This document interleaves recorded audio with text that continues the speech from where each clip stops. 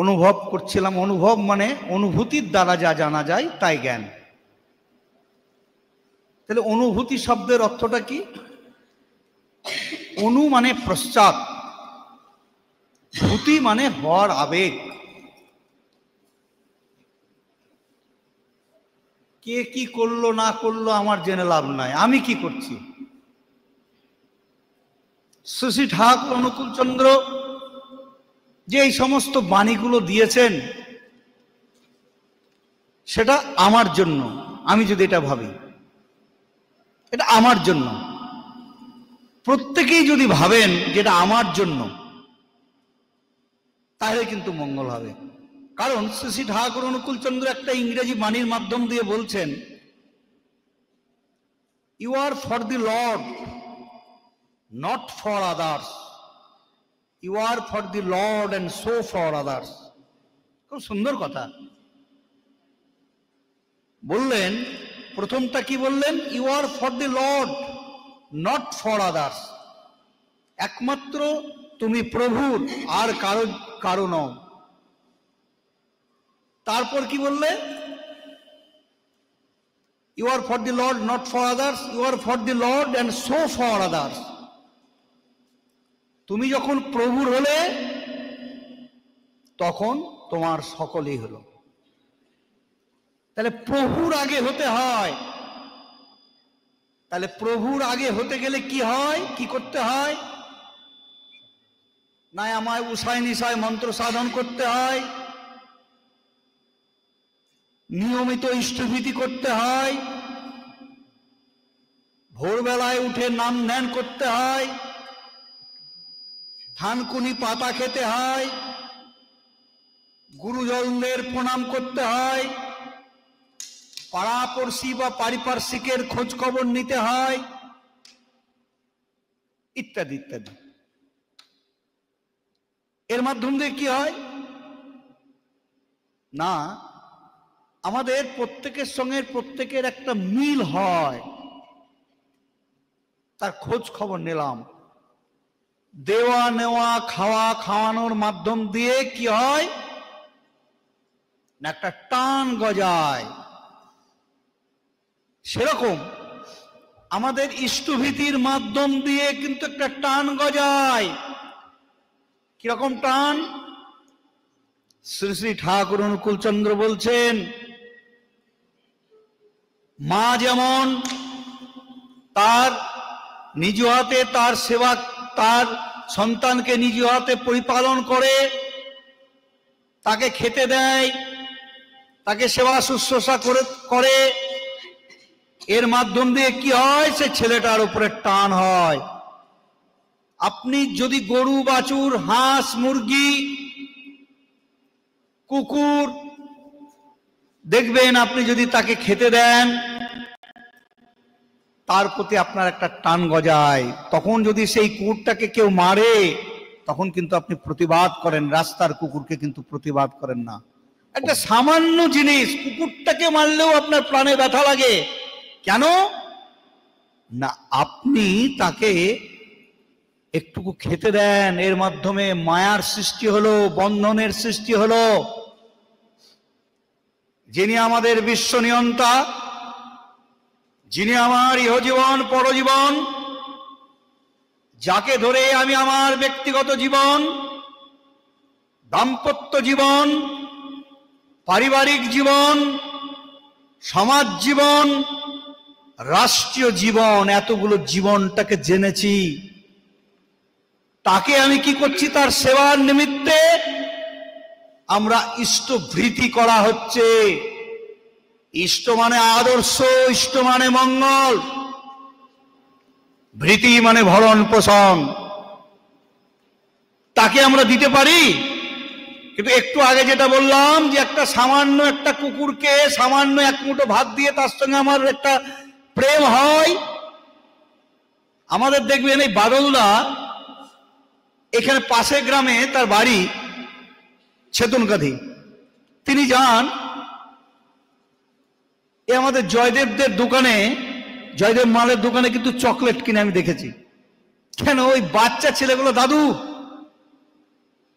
তো আমি তবে আমাদের বাদলদার সঙ্গে গিয়ে আমি দেখেছি, সেদিনই নিয়ে কীর্তন শুনতে গেছে, আমাদের এখানে কৃষ্ণপুর গ্রামে কীর্তন হচ্ছিল। সে চাইছে আর কি যে চকলেট দাও, তার মূল্য 4 আনা হতে পারে, তার মূল্য 8 আনা হতে পারে, 1 টাকা হতে পারে। এই যে বাচ্চাটার সঙ্গে তার একটা প্রেম, দাদু দাও, তিনিও হাসি মুখে বললো রে এখন তো আমি আনিনি, আবার পরে দেখা যাবে সে কিনে তাকে দিলেন, বা অনেক সময় দেন, কিনে যান দেন, আমি দেখেছি। তাহলে যিনি আমার জীবনের স্বর, যিনি আমার ইহকাল পরকাল, তাকে যদি আমি সামান্যখানে দেওয়ার চেষ্টা করি, তাই আমার জীবনটা তরতাজা হয়। সেই জন্য শ্রী ঠাকুর অনুকূল চন্দ্র বলছিলেন, দীক্ষা নিলে জানিস মনে ইষ্টভীতি করতেই হয়, ইষ্টভীতি বিহীন দীক্ষা কভু কিরে চেতন রয়। খুব সুন্দর কথা। এই ইষ্টভীতির মাধ্যম দিয়ে আমরা সমগ্র টোটোটা পালন করলাম। কি টোটো করলাম না, প্রথমে আমি কি করলাম, আমি সেই প্রণাম মন্ত্রটা বললাম, বলার পর কি করলাম, আমি নাম ধ্যান করলাম, সেই চক্র ধ্যান করার পর কিছুক্ষণ করার পর আবার আমি সেই প্রণাম মন্ত্রটা বলে আমি শত অনুজ্ঞা বললাম, যেটাকে বলা হয় অটো সাজেশন। কি বললাম, আমি অক্রোধী, আমি অমানি, ইত্যাদি ইত্যাদি ইত্যাদি ইত্যাদি বললাম।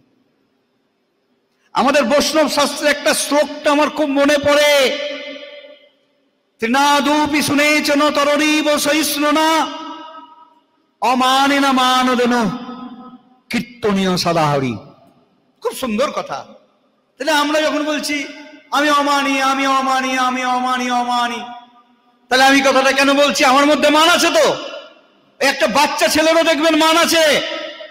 একটা বাচ্চা ছেলে মায়ের স্তন খাওয়ার জন্য সে ছটফট করছে, মা হয়তো কোথাও গেছেন, তারপর আসার পর কি হলো, সেই মাকেই তার যে বেদনাটা জানাচ্ছে, অভিমান হয়েছে, সে খাচ্ছে না, তখন বলছে বাবা বাঁচা ধন বলে তাকে যখন মাথায় হাত ভরছে তারপর সে খায়। তা সে কিন্তু সেই মায়ের দুগ্ধ খেয়ে বেঁচে আছে সেই বাচ্চাটা, তবু মাকে অভিমান করছে। কেন না, তার সঙ্গে তার একটা প্রেম আছে গো। আর সেই মা তাকে গর্ভে ধারণ করেছেন, তাকে লালন পালন করেছেন, তাই তার প্রতি আর একটা মায়া হয়ে গেছে। তখন কিন্তু তার মান অভিমানটা সে ভুলে গেছে বলে এই বাচ্চাটার জন্য আমি যেটা করেছি, সে নিজেই কিন্তু অনুতপ্ত হচ্ছে যে আমি এতক্ষণ দেরি করেছি। আমরা যদি সেই শ্রী শ্রী ঠাকুর অনুকূল চন্দ্রকে আমরা যদি সেই ভক্তি বলে তাকে নিবেদন করি, সে অশত অনুজ্ঞা করার পাঠ করার পর আমরা যদি সেই ইষ্টভীতিটা করি,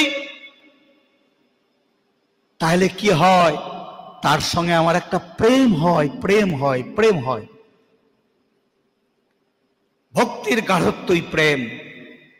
কারণ আমি পুরো টোটো পালন করলাম, নাম ধ্যান করলাম, ইষ্টভীতি করলাম, অটো সাজেশন করলাম, আমার সেই শপথ বাক্যগুলো অটো সাজেশন মানে শপথ বাক্য পাঠ করলাম। এর মাধ্যম দিয়ে কি হলো, আমি টোটালটাই করলাম। তার আগে তো আমি নাম ধ্যান করেছি। ইষ্টভীতিতেও অনেকে আমাকে প্রশ্ন করে যে আগে ইষ্টভীতি করবো না নাম ধ্যান করবো। আরে বাবা, ইষ্টভীতি করার আগেও তো আমার নাম ধ্যান করা যায়, তারপরে তো আমি ইষ্টভীতিটা করলাম, তো ক্ষতিটা কি আছে? একই জিনিস তো। আমি যদি আধ ঘন্টা নাম ধ্যান করি তাতে ক্ষতিটা কি আছে? তারপরে ইষ্টভীতি করি তো কি আছে? আমি যদি সময় থাকতে করি, অসুবিধা আমার কিছু নেই। এরগুলোর মাধ্যম দিয়ে আমার কি হয়, এইগুলোর মাধ্যম দিয়ে আমার তার প্রতি একটা গভীর প্রেম জন্মায়। আর এই প্রেম জন্মালে কি হয় না, আমার জীবনটা একবার ইষ্টময় হয়ে ওঠে। আমি ইষ্টের হই। কেন ইষ্টের হই? তার সেই নীতি বিধানগুলো যদি আমি পালন করি, তার সেই ছাপগুলো আমার মধ্যে পড়বে। আমরা যদি যার তার ধ্যান করি, তার সেই প্রভাবটা পড়বে। আপনি যদি আমার ধ্যান করেন তাহলে আমার সেই দোষ গুণগুলো আপনার মধ্যে প্রভাবিত হবে। আমরা সেই শ্রী শ্রী ঠাকুর অনুকূল চন্দ্রের যে নাম ধ্যানের সময় আমরা যে বিশেষ ফটো ব্যবহার করছি এবং বিশেষ পদ্ধতিতে আমরা করছি, তার মাধ্যম দিয়ে কি হচ্ছে, তার সেই গুণাবলীগুলো আমার মধ্যে সঞ্চিত হচ্ছে এবং আমার সেই চেতনার মধ্যে ইষ্ট চেতনা আমার মধ্যে পরিব্যাপ্ত হচ্ছে। আর আমার মধ্যে যদি সেই ইষ্ট চেতনাগুলো পরিব্যাপ্ত হয়, আপনাকে আমি খারাপ কথা বললেও আমাকে কিন্তু পরে আবার আপনার কাছে আমি ক্ষমা চাইব, প্রত্যক্ষ বা পরোক্ষভাবে। কারণ তাকে আমি ভালোবেসে ফেলেছি বা ভালোবাসার চেষ্টাটা করেছি, তার মাধ্যম দিয়ে মানুষের ক্ষতি করার আমি চেষ্টা করতে পারবো না। আর জানবেন, যদি আমি করে থাকি তাহলে জানবেন আমার ঠাকুর ধরা সার্থকতা নাই। এই ক্ষেত্রে কিন্তু নাই, কারণ ঠাকুর না পছন্দ করেন না, পজিটিভ কথাটা তিনি পছন্দ করেন। কিন্তু যদি তার নীতিবিধানগুলার উল্টে চলি আমি, তাহলে আমার যা হবার তাই হবে। তাই আপনারা দেখবেন, অনেকে জানেন যে আগে যারা রাজা রাজুরিরা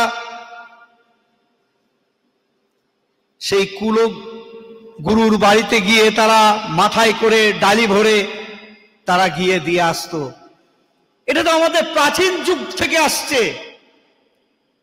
আমরা যারা রাঢ় বাংলার লোক, তা আমরা নতুন ধান উঠলে অগ্রহায়ণ মাসে একদিন দিন ঠিক করে আমরা নবান্ন করি। এই নবান্নটা মানে কি? নবযুক্ত অন্ন সমান নবান্ন। সেই প্রভুকে দিয়ে তাকে সে পায়েস করেই দেই আর যে করে দেই, একটা উপাচার করে তাকে দিয়ে তারপরে খাওয়া।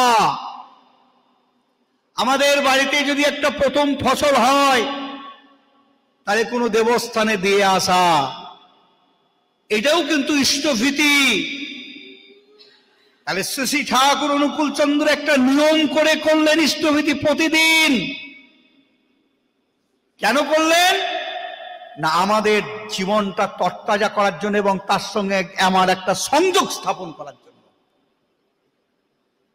আবার বলছেন, হোসনা যোগী হোসনা ধ্যানী গোসাই গোবিন্দ যায় না হোস, যজন যাজন ইষ্টভীতি না করলে তুই কিছুই নোস। তাহলে এই ঠাকুরের যে সেই কথাগুলো যদি আমি পরিপালন করি, তার মাধ্যম দিয়ে আমার এইগুলো লাভ হয়।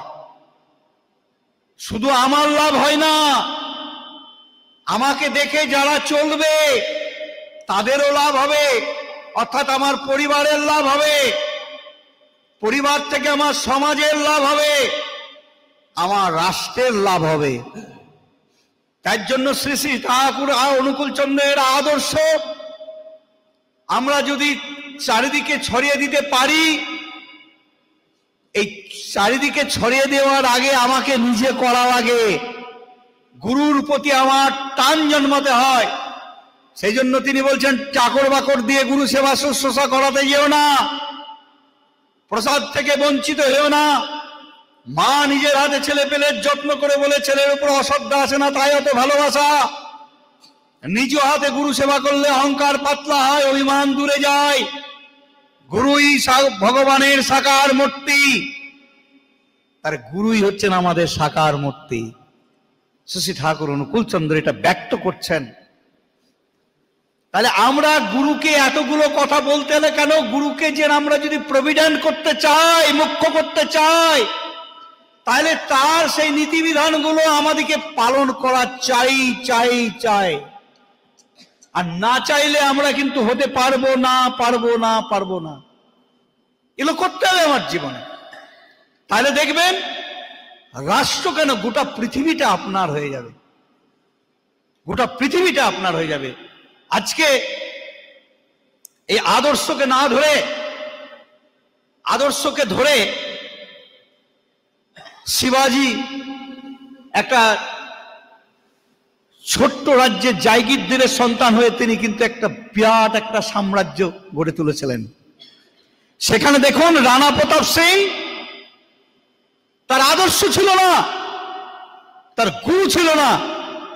যে সময় যুদ্ধ হচ্ছে সেই সময় তার ভাইয়ের সঙ্গে তিনি যুদ্ধে লিপ্ত। তিনি কিন্তু যুদ্ধে কোনোদিন জয়ী হতে পারেননি, তার আদর্শকে ধরেননি। আর শিবাজি কি করেছিলেন? গুরু রামদাসকে ধরে তাকে সর্বস্ব দান করেছিলেন, বলে গুরু তোমার সব। গুরু বললেন তুমি আমার প্রতিনিধি রূপে তুমি রাজ্য চালাও।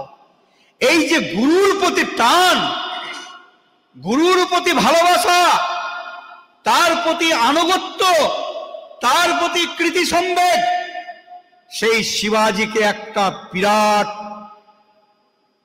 ছত্রপতি শিবাজি করে তুলেছিল। তাহলে আমাদের সেই জীবন আদর্শকে যদি আমরা ধরতে পারি, আমাদের জীবনটা তরতাজা হয়ে যাবে। আমরা বহু লোকের নাম করতে পারি, কৃষ্ণপ্রসন্ন ভট্টাচার্য থেকে আরম্ভ করে সুশীল বসু, তারা শ্রী শ্রী ঠাকুর অনুকূল চন্দ্রের কাজ করার জন্য তাদের জীবন পাত করেছেন। তারা দেখেননি রাত হয়েছেন, খেতে পাবো না বা কিছু করেননি, তারা করেছেন। গুরুর আদেশ তারা পালন করেছেন। আমাদের প্রশ্ন আসতে পারে, গুরু তো অবলোকন করেছেন তিনি পরলোকে। ভুল কথা। তিনি আছেন আমার মাধ্যমে, আপনার মাধ্যমে। তাই তিনি বলেছিলেন তোমাদের মধ্যে আমি বেঁচে থাকতে চাই। তা তোমাদের মধ্যে আমি বেঁচে থাকতে চাই মানে কি? তিনি বেঁচে আছেন আমার মধ্যে, কিন্তু সেইটা যদি আমার অনুভবের মধ্যে না আসে, আমি যদি কিছু না করি, তাহলে তিনি আমার মধ্যে বেঁচে থাকতে পারবেন? তিনি বেঁচে আছেন, তিনি চির অমর, তিনি থাকবেন। তার সেই বাণীগুলো আমাদের ধাক্কা দিচ্ছে। যেমন ধরুন, অনেকে প্রশ্ন করে আজকে শ্রীকৃষ্ণ কতদিন আগে এসেছিলেন? অ্যাটলিস্ট মোটামুটি 5.5 বছর আগে, 5,500 বছর আগে। তাহলে তার কথা বললে আপনার প্রেম আসে, চোখে জল আসে কেন? আপনি তো দেখেননি কৃষ্ণকে। তিনি আছেন আপনার মধ্যে, আমার মধ্যে আছেন। আমাদের যে চণ্ডাশোক, ধর্মাশোক হয়েছিলেন কাকে দেখে? না, উপগুপ্তকে দেখে। এই উপগুপ্ত দীক্ষা নিয়েছিলেন কার? আমাদের বুদ্ধদেবের। বুদ্ধদেবের 500 বছর পর তিনি দীক্ষা নিয়েছিলেন। আর ওই উপগুপ্তের গান শুনে মোহিত হয়ে চণ্ডাশোক ধর্মাশোক হলেন। তাহলে আদর্শ আমার বেঁচে থাকে। আমি বেঁচে থাকলেও কোনো লাভ নেই যদি আমার কোনো আদর্শ না থাকে, আমার মধ্যে যদি কোনো ফাংশন না থাকে, আমি বেঁচে থেকেও কিন্তু মরা। তাহলে আমরা সেই আদর্শকে আমরা কি করব? আমরা পরিপূরণ করব, আমরা আদর্শকে প্রভিডেন্ট করব। তাই ঠাকুর বলছিলেন এক আদেশে চলে যারা, তাদের নিয়ে সমাজ গড়া। আমরা যদি একটা আদেশ নিয়ে চলতে পারি, আমরা যদি একই জায়গায় আমরা ইন্টিগ্রেটেড হতে পারি, একীভূত হতে পারি, তাহলে কি হবে জানেন? আমরা একটা রাষ্ট্র তৈরি করতে পারবো। এক আদেশে আমরা চলতে পারবো। সেই জন্য এক আদেশে চললে আমাদের অনেক লাভ হবে। তাই শ্রী শ্রী ঠাকুর অনুকূল চন্দ্র আমাদের কাছে তার আশা প্রত্যাশা, তোমাদের মধ্যে আমি বেঁচে থাকতে চাই। সত্যি তো, তাকে যদি আমার জীবনে তাকে যদি আমরা সেই বাঁচিয়ে রাখতে চাই, সৎসঙ্গের একটা বাণী আমার মনে পড়ে গেল শ্রী শ্রী ঠাকুর অনুকূল চন্দ্রের। ইষ্টে চেতন ব্যক্তিত্বটা, মন্ত্রে চেতন মন, ইষ্টহিতে দীক্ষা চেতন, সেবায় চেতন ধন। সমগ্র সৎসঙ্গের এই বাণীটার মধ্যে সমস্ত কিছু নিহিত আছে। আমি আর সময় নেব না। আপনারা প্রত্যেকে ভালো থাকুন। আপনাদের এবং রাষ্ট্রের মঙ্গল কামনা করে আমি আমার সংক্ষিপ্ত বক্তব্য শেষ করছি। জয় গুরু, বন্দে পুরুষোত্তম।